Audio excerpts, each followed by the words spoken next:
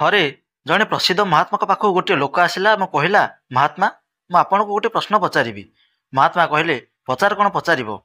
ଲୋକଟି ପଚାରିଲା, ମହାତ୍ମା, ସବୁ ଲୋକଙ୍କ ପାଖରେ ଦୁଇ ହାତ, ଦୁଇ ଗୋଡ଼, ଗୋଟିଏ ମସ୍ତିଷ୍କ ଏବଂ 24 ଘଣ୍ଟା ସମୟ ଥାଏ, କିନ୍ତୁ ସେଥିରୁ ମାତ୍ର କିଛି ଲୋକ ସଫଳ ହୋଇଥିବା ବେଳେ ଅଧିକାଂଶ ଲୋକ ସଫଳତା ନ ପାଇପାରି ଗୋଟିଏ ସାଧାରଣ ଜୀବନ ବଞ୍ଚି ଏ ଦୁନିଆରୁ ବିଦାୟ ନେଇଯାଆନ୍ତି। କିନ୍ତୁ ଏମିତି କାହିଁକି ହୋଇଥାଏ? ଏହି ଦୁଇ ପ୍ରକାର ଲୋକଙ୍କ ମଧ୍ୟରେ କ'ଣ ପାର୍ଥକ୍ୟ?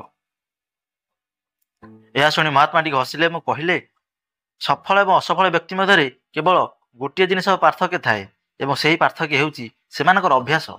ତୁମେ ପ୍ରତିଦିନ ଯାହା ସବୁ କର ସେ ଅନୁସାରେ ତୁମର ଭବିଷ୍ୟତ ନିର୍ଦ୍ଧାରିତ ହୋଇଥାଏ। ଯଦି ତୁମେ ଆଳସ୍ୟ, ଆରାମ ଏବଂ ଛୋଟ କାମରେ ଧ୍ୟାନ ଦେଇଥାଅ ନା, ତେବେ ତୁମର ଅସଫଳତା ସୁନିଶ୍ଚିତ। ଆଉ ଯଦି ତୁମେ ପ୍ରତିଦିନ କଠିନ ପରିଶ୍ରମ, ଅନୁଶାସନ ଏବଂ କଠିନ କାମକୁ କରିବା ପାଇଁ ଇଚ୍ଛୁକ, ତାହେଲେ ତୁମର ସଫଳତା ନିଶ୍ଚିତ ହୋଇଥାଏ।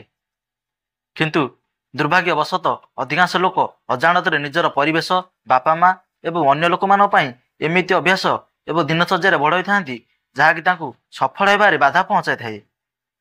ସେମାନେ ଏମିତି ମଣିଷ କେବେ ହୋଇପାରନ୍ତି ନାହିଁ ଯାହା ସେମାନେ ହେବାକୁ ଚାହୁଁଛନ୍ତି।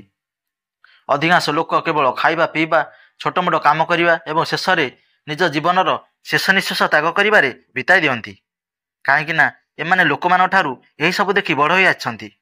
ଏମିତି ଲୋକଙ୍କର ଜୀବନରେ ଚମତ୍କାର ସେତେବେଳେ ଆସିପାରିବ ଯେତେବେଳେ ସେମାନଙ୍କର ଭାବନା, ଡେଲି ରୁଟିନ୍ ଏବଂ ଅଭ୍ୟାସରେ ପରିବର୍ତ୍ତନ ଆଣିପାରିବ। ଏହା ଶୁଣି ଲୋକଟି କହିଲା, ମହାତ୍ମା, ଆପଣ ମୋତେ ଏମିତି କିଛି ଭଲ ଅଭ୍ୟାସ ଶିଖାନ୍ତୁ ଯାହାକୁ ମୁଁ ଆପଣାଇ କେବଳ ଧନ ରୋଜଗାର କାହିଁକି, ଏହା ସହିତ ଶାରୀରିକ ଏବଂ ମାନସିକ ସ୍ତରରେ ମଜବୁତ ହୋଇପାରିବି। ସମାଜରେ ମୋର ଇଜ୍ଜତ ବଢ଼ିବ ଏବଂ ଲୋକମାନେ ମୋ ଠାରୁ ପ୍ରେରଣା ପାଇବା ସହିତ ଆଗାମୀ ପିଢ଼ି ପାଇଁ ଯେମିତି ମୁଁ ଏକ ଉଦାହରଣ ଭାବେ ଠିଆ ହେବି।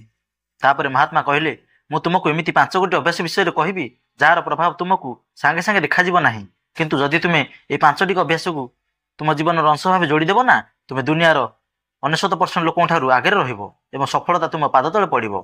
ଏହା କହି ମହାତ୍ମା ଆରମ୍ଭ କଲେ। ପ୍ରଥମ ଅଭ୍ୟାସ, ତୁମେ ସକାଳର ନିୟନ୍ତ୍ରଣ ତୁମ ହାତକୁ ନିଅ।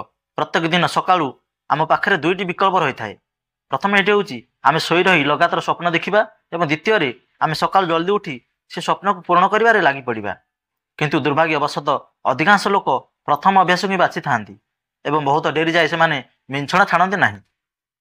ଆଉ ଯେତେବେଳେ ଡେରି ଉଠନ୍ତି ସେତେବେଳେ ପୁଣି ଥରେ ଇଆଡ଼େ ସିଆଡ଼େ ବୁଲିବା, ଫାଲତୁ କାମରେ ସମୟ ନଷ୍ଟ କରିଦିଅନ୍ତି, ଯାହା ଏକ ଅସଫଳ ଏବଂ ଅଳସୁଆ ଲୋକର ପ୍ରତୀକ ହୋଇଥାଏ। ଯଦି ତୁମେ ସଫଳ ହେବାକୁ ଚାହୁଁଛ, ତାହେଲେ ସକାଳୁ ଜଲ୍ଦି ଉଠି ପ୍ରଥମ 2 ଘଣ୍ଟା ନିଜ ପାଇଁ ସମୟ ଦିଅ। କିଛି ନହେଲେ ଏକାନ୍ତରେ 20 ମିନିଟ୍ ବୁଲିବାକୁ ଯାଅ, ଯାହାକି ତୁମକୁ ସକାରାତ୍ମକ ଚିନ୍ତା ଦେବାରେ ସାହାଯ୍ୟ କରିଥାଏ। ଏହାପରେ 20 ମିନିଟ୍ ଧ୍ୟାନ କରନ୍ତୁ। ଏହା ତୁମକୁ ପୁରା ଦିନ ଶାନ୍ତ ଏବଂ ମନ ପ୍ରସନ୍ନ ରଖିବାରେ ସହାୟକ ହେବ। ଅତି କମ୍ରେ 30 ମିନିଟ୍ ବ୍ୟାୟାମ କରନ୍ତୁ। ଏହାଦ୍ୱାରା ତୁମର ଶରୀର ମଜବୁତ ହେବା ସହିତ ଶକ୍ତିର ସଞ୍ଚୟ ମଧ୍ୟ ହୋଇଥାଏ। ତୁମର ଆତ୍ମବିଶ୍ୱାସ ବଢ଼େଇବ। ପ୍ରତିଦିନ 15 ମିନିଟ୍ ସୂର୍ଯ୍ୟଙ୍କ କିରଣ ନିଜ ଦେହରେ ପଡ଼ିବାକୁ ଦିଅନ୍ତୁ। ଏହାଦ୍ୱାରା ତୁମେ ନିରୋଗ ରହିବା ସହିତ ନିରାଶ ମନରେ ନୂଆ ଆଶାର ସଞ୍ଚାର ହେବ। ଆଉ 1 ଘଣ୍ଟା ସେହି କାମରେ ଲଗାଅ ଯେଉଁ କାମ କରି ତୁମେ ସଫଳତା ପାଇବା ପାଇଁ ଇଚ୍ଛୁକ। ପ୍ରତ୍ୟେକ ଦିନ ଏହି ଗୋଟିଏ ଘଣ୍ଟାର ଅଭ୍ୟାସ ତୁମକୁ ତୁମ କ୍ଷେତ୍ରରେ କାମ କରୁଥିବା ସବୁ ଲୋକଙ୍କ ଠାରୁ ଆଗରେ ପହଞ୍ଚାଇ ଦେବ। ସକାଳର 5 ଘଣ୍ଟା ବହୁତ ମହତ୍ତ୍ୱପୂର୍ଣ୍ଣ ହୋଇଥାଏ। ଏହି ସମୟରେ ତୁମେ କାହାର ଅଧୀନରେ ରୁହ ନାହିଁ। ସକାଳର ଏହି ସମୟକୁ ନିଜକୁ ଉତ୍ତମରୁ ଆହୁରି ଉତ୍ତମ ହେବାରେ ଲଗାଇ ଦିଅନ୍ତୁ। ଦିନର ସବୁଠାରୁ କଠିନ କାମକୁ ସକାଳୁ ସକାଳୁ ହିଁ ସାରିବାକୁ ଅଭ୍ୟାସ କରିଦିଅନ୍ତୁ। ଏହି ଅଭ୍ୟାସ ତୁମକୁ ଚିନ୍ତାମୁକ୍ତ ଏବଂ ମନକୁ ହାଲକା କରିଦେବ। ନିଜର ସକାଳକୁ ସଫଳ କରନ୍ତୁ ଏବଂ ଏହା ଆପଣଙ୍କୁ ସଫଳ କରିଦେବ। ଏହାପରେ ମହାତ୍ମା କହିଲେ, ଦ୍ୱିତୀୟ ଅଭ୍ୟାସ, ସବୁ ସମୟରେ ସମସ୍ତଙ୍କ ପାଇଁ ଉପସ୍ଥିତ ହୁଅ ନାହିଁ। ଯଦି ତୁମେ ସମସ୍ତଙ୍କ ପାଇଁ ଅତି ସହଜରେ ଉପଲବ୍ଧ ହୋଇଯାଅ, ତେବେ ଏହାର ଅର୍ଥ ତୁମେ ଜୀବନର କୌଣସି ବଡ଼ ଲକ୍ଷ୍ୟ ନାହିଁ। ଏହାଦ୍ୱାରା ଲୋକଙ୍କ ନଜରରେ ନିଜର ମୂଲ୍ୟ ତୁମେ ହରାଉଛ, ଯାହାଦ୍ୱାରା ଲୋକମାନେ ତୁମକୁ ଗମ୍ଭୀରତାର ସହ ନିଅନ୍ତି ନାହିଁ। ଏଣୁ ଏମିତି ଲୋକଙ୍କ ଠାରୁ ତୁମର ସମୟ ଦେବା ବନ୍ଦ କରିଦିଅ ଯିଏ ତୁମର ଇଜ୍ଜତ କରେ ନାହିଁ ଏବଂ ତୁମକୁ ଫାଲତୁ ଲୋକ ବୋଲି ଭାବିଥାଏ। ଧ୍ୟାନ ରଖ, ଯଦି ପ୍ରତ୍ୟେକ ମଣିଷ ନିଜ ଇଚ୍ଛା ଅନୁସାରେ ତୁମର ଉପଯୋଗ କରିଥାଏ ଏବଂ ତୁମେ ସମସ୍ତଙ୍କ ପାଇଁ ଅତି ସହଜରେ ଉପଲବ୍ଧ ହୋଇଯାଅ, ତେବେ ତୁମେ କେବେ ଜଣେ ପ୍ରଭାବଶାଳୀ ଲୋକ ହୋଇପାରିବ ନାହିଁ।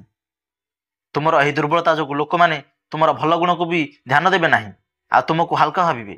ଯଦି ତୁମେ ବୁଦ୍ଧିମତାର ସହିତ ତୁମ ସମୟର ସଠିକ୍ ଉପଯୋଗ କରି ନିଜ ଲକ୍ଷ୍ୟ ପଥରେ ଆଗେଇ ଯିବ, ତେବେ ଲୋକମାନେ ତୁମର ଇଜ୍ଜତ ବି କରିବେ ଏବଂ ତୁମଠାରୁ ପ୍ରେରଣା ମଧ୍ୟ ନେବେ।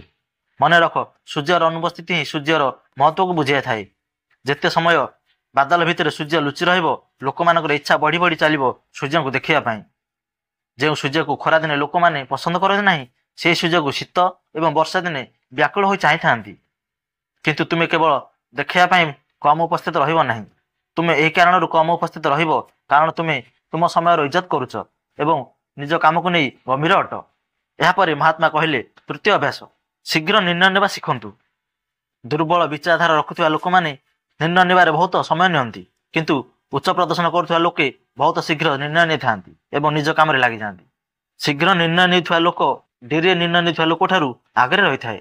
ସେଥିପାଇଁ ଶୀଘ୍ର ନିର୍ଣ୍ଣୟ ନେବା ଶିଖନ୍ତୁ। ଶୀଘ୍ର ନିଷ୍ପତ୍ତି ନେବା ଏକ ବଡ଼ କଳା ଅଟେ।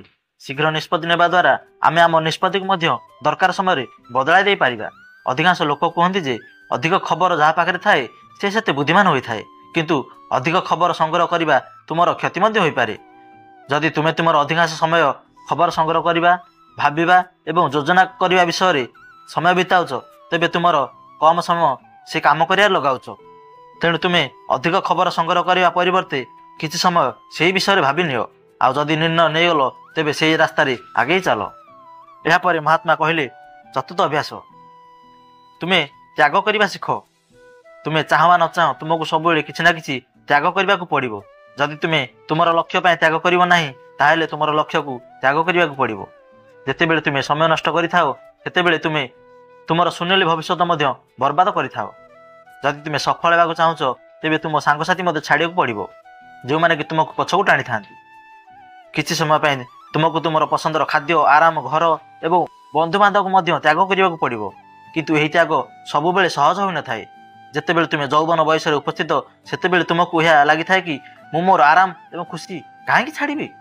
କିନ୍ତୁ ଏହା ସତ୍ୟ ଯେ ତୁମେ ତୁମର ଆରାମ ଏବଂ ଖୁସି ଦ୍ୱାରା ଆଗକୁ କିଛି ମିଳିବ ନାହିଁ, କେବଳ ମିଳିବ ଦୁଃଖ ଏବଂ ପଶ୍ଚାତାପ। କିନ୍ତୁ ଏହାର ଅର୍ଥ ନୁହେଁ ଯେ ତୁମେ ସବୁବେଳେ ତ୍ୟାଗ କରିବ ଏବଂ ତୁମର ପୁରା ଜୀବନ ନିରାଶ ହୋଇଯିବ।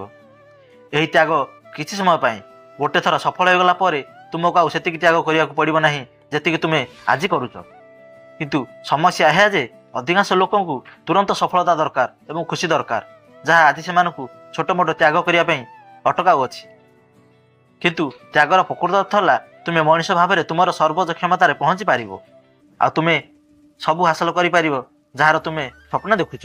ସେଥିପାଇଁ ଠିକ୍ ଜିନିଷର ତ୍ୟାଗ କରିବା ଶିଖ। ମହାତ୍ମା ପଞ୍ଚମ ଅଭ୍ୟାସ କହିଲେ, ଅନୁଶାସିତ ରୁହ।